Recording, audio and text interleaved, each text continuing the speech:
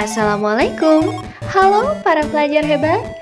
Selamat datang di kelas Matematika Peminatan Online bersama Ibu Risma di sini.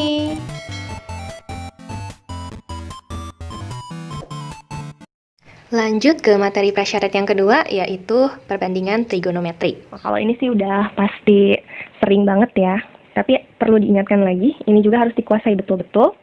Ingat, kalau sin itu apa? Sin demi ya, depan miring. Berarti kalau sudutnya sudut alfa yang ini, depannya yang mana? Depannya yang ini kan? Miringnya yang ini berarti.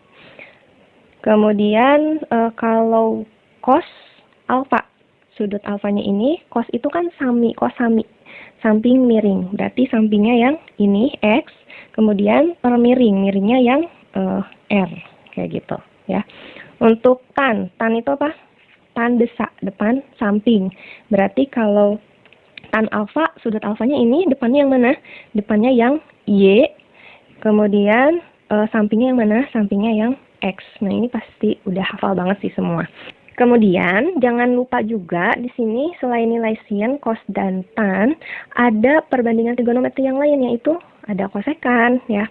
Ada sekan, kemudian ada kotangan. Untuk yang kosekan ini, kebalikan dari sin, makanya 1 per sin alfa. Nanti tinggal dibalik aja. Kalau sin alfanya Y per R, berarti kosekan alfanya R per Y, kayak gitu. Untuk yang sekan kebalikan dari cos, berarti 1 per cos alfa.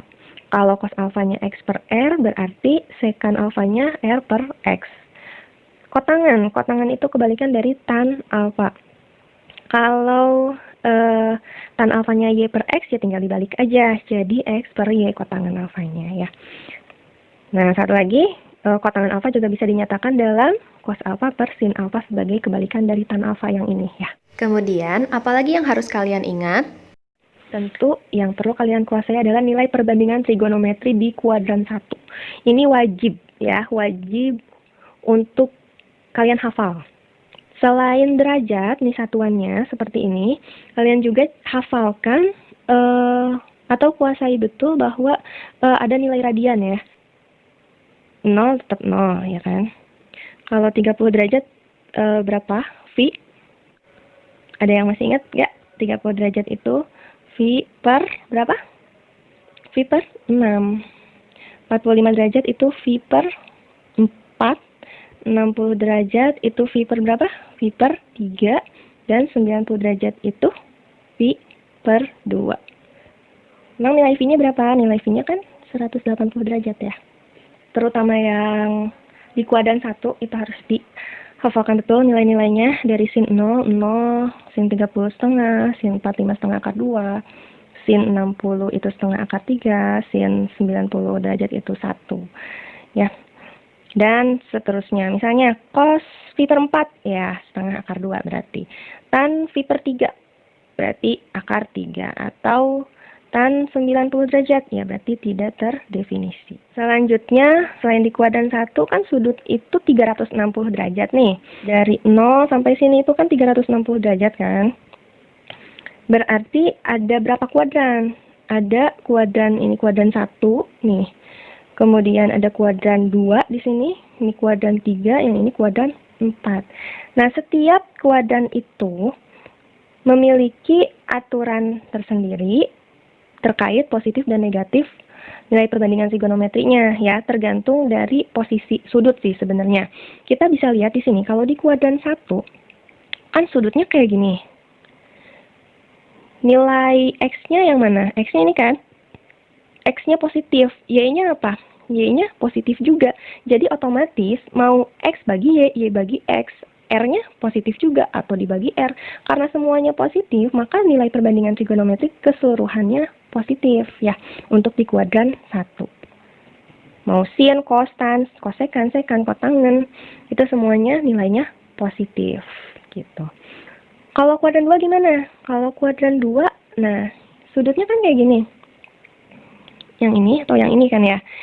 Ini X-nya negatif, kemudian Y-nya positif karena ke atas kan.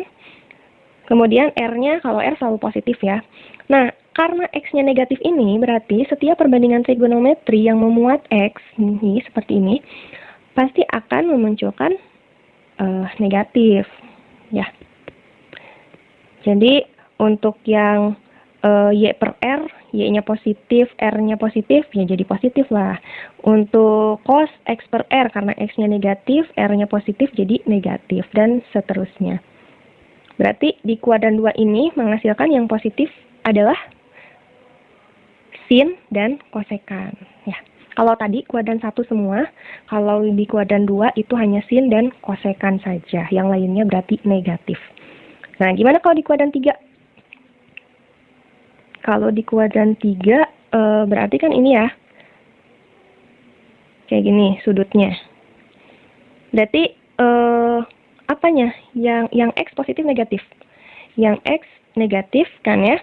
Yang Y negatif, R-nya positif. Ini kalau di kuadran 3. Berarti setiap misalnya sin alfa Y per R, Y-nya negatif, R-nya positif. Berarti jadi negatif nilai sin-nya. Kemudian cosnya X per R, X-nya negatif, R-nya positif, berarti nilai cosnya negatif. Lalu tan alfanya Y per X, nah Y-nya negatif berarti kan, X-nya negatif bagi negatif positif, jadi untuk nilai tan di kuadran 3 itu positif, dan seterusnya. Di kuadran 3 nilai yang positif berarti apa? Ya tan dengan kebalikannya tan apa? Kotangan berarti. Ya, untuk kuadran 3, nilai yang positifnya tan dan kotangan. Lalu yang terakhir di kuadran 4 nih, nilai yang positif apa? Kita lihat dulu dari gambarnya. Kuadran 4 berarti kan gini sudutnya, atau yang ini ya. Yang nilai positifnya X, nilai Y-nya negatif, R-nya selalu positif di setiap kuadran juga. Jadi, seperti cara yang pertama tadi, kalau sin itu kan Y per R, Y-nya negatif, R-nya positif. Jadi, nilai sin-nya negatif, kemudian cos itu X per R. X-nya positif, R-nya positif, jadi hasilnya positif. Tan-nya itu Y per X. Y-nya negatif, X-nya positif, jadi hasilnya negatif. Jadi, hasilnya yang positif itu ini ya, cos dan sekan, gitu.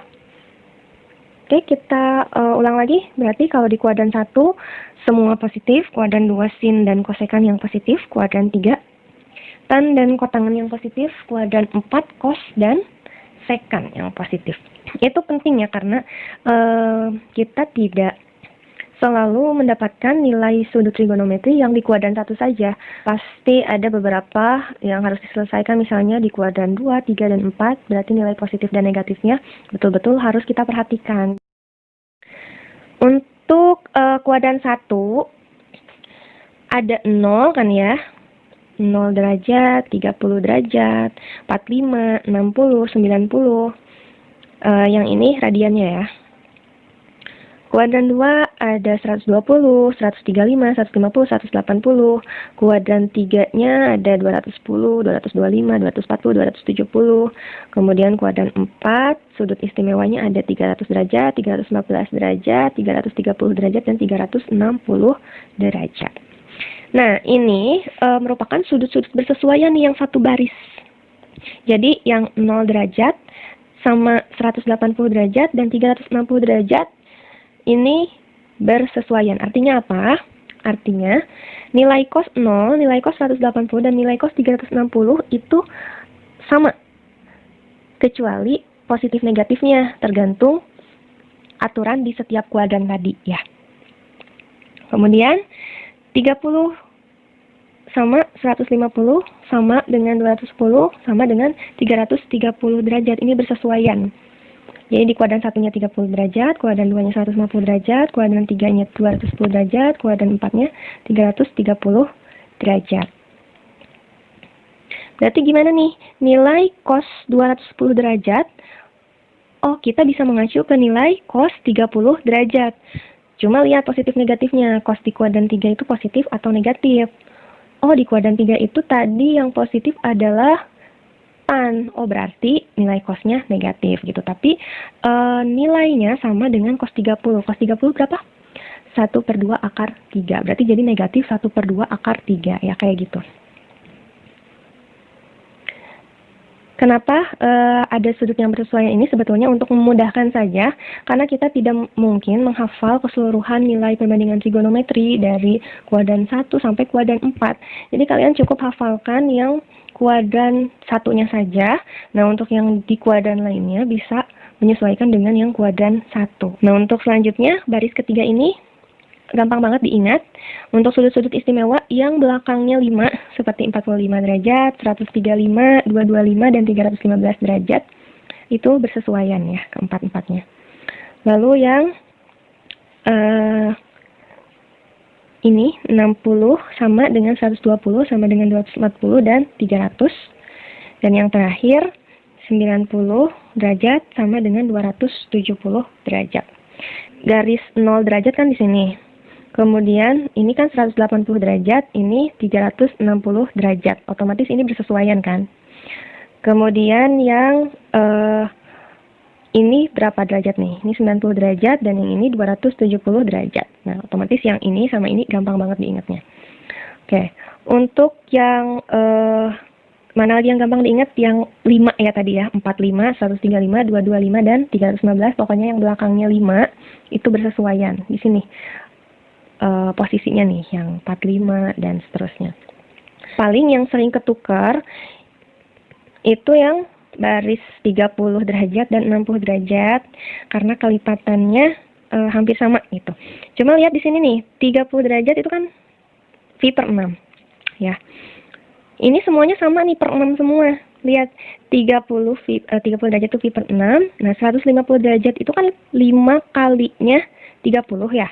Jadi di sini 5V per 6. 210 derajat itu 7 kalinya 30, berarti jadi 7V per 6. 330 itu 11 kalinya 30, jadi 11V per 6. Jadi untuk yang ini 1, 5, 7, 11 ya. 30, 150, 210, dan 330. Nah, untuk yang 60 derajat itu untuk kelipatan berapa dari 60? Untuk kelipatan 2, 4, dan 5. Kelipatan 2 dari 60, 120 derajat ya kan. Kelipatan 4-nya 240, kelipatan 5-nya 60 ya.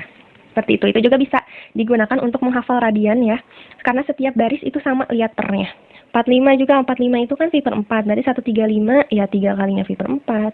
225 ya 5 kalinya V per 4. 315 ya 7 kalinya V per 4. Bisa kalian gunakan untuk menghafalkan nilai radian juga.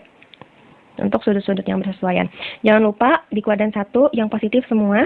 Di kuadran 2 yang positif sin dan kosekan. Di kuadran 3 yang positif tan dan kotangan. Yang di kuadran 4 kos dan sekan. All sin, tan, kos. Kita coba ke soal. Coba, sin V berapa? Oh, sin V itu sekian. Itu lebih bagus ya. Tapi kalau kalian masih belum lancar, berarti kalau yang radian bisa ubah dulu ke derajatnya. Jadi, sin V. V itu berapa? Tadi, berarti sin V itu 180 derajat ya. Sin 180 derajat. Nah, yang 180 derajat tadi itu bersesuaiannya dengan yang ini, 0 ya kan? Berarti sin 180 derajat itu sama dengan sin 0. Positif atau negatif? Nah, cara menentukan positif negatifnya, 180 derajat itu ada di kuadran berapa? Kuadran 2. Di kuadran 2 nilai sinnya positif. Gitu. Jadi, sin 0 berapa? 0. Tapi kalau 0 nggak masalah sih ya, mau positif mau negatif kan dia netral. Tetap 0 aja. Oke, yang kedua. Cos 135 derajat. Tadi cos 135 berarti dia bersesuaian dengan cos 45 derajat. Positif atau negatif? Kita lihat positif negatifnya dari sini. 135 itu ada di kuadran berapa? Ada di kuadran 2. Di kuadran 2 nilai cosnya positif atau negatif? Di kuadran 2 itu yang positif adalah sin dan kosekan. Jadi kalau kosinus itu nilainya negatif. Berarti cos 135 sama dengan negatif cos 45. Ya. Cos 45-nya berapa? 1 per 2 akar 2. Jadi negatif 1 per 2 akar 2. Ya, kayak gitu. Masih mau lagi contoh? Ada nih, 2 lagi. Coba, berapa? Yap. 240 bersesuaian dengan yang 60. Berarti tan 60. Cuma positif atau negatif nih? Caranya, 240 ada di kuadran berapa? Ada di kuadran 3, ya kan? Nah, di kuadran 3 nilai tannya positif atau negatif? Tadi yang di kuadran 3 nilai yang positif adalah tan dan kotangan. Berarti nilai tannya positif. Jadi aman ya, di sini positif. Cuma nggak usah disebutkan positif. Nggak usah dituliskan maksudnya. Langsung aja. Tan 60 hasilnya sama dengan berapa? Harus sudah hafal berarti ya. Tan 60 berapa? Ya, akar 3. Akar 3. Ya, kayak gitu. Satu lagi nih. Kosekan 330 derajat. Nah, 330 bersesuaian dengan yang berapa? Yep, dengan yang 30 derajat. Berapa kalinya 30 derajat? 11 kalinya ya. Jadi kalau yang 30 derajat itu pi per 6, berarti 330 derajat itu 11 pi per 6. Kayak gitu sih gampangnya. Jadi tan berapa tadi? Sama dengan tan 30 derajat, cuma positif atau negatif? Ya, kita cek aja. 330 derajat ada di kuadran berapa? Ada di kuadran 4. Nilai kosekannya positif atau negatif? Kita ingat-ingat dulu di kuadran 4, itu yang positif adalah kosinus dengan sekan. Berarti nilai kosekannya negatif. Ya, berarti di sini kita tambahkan negatif. Ini kenapa jadi tan? Kosekan CSC berapa tadi? 30 derajat. Sorry ya. Ini berarti ini kuadran berapa tadi? Kuadran 3, nilai kosekannya negatif. Nah, berarti di sini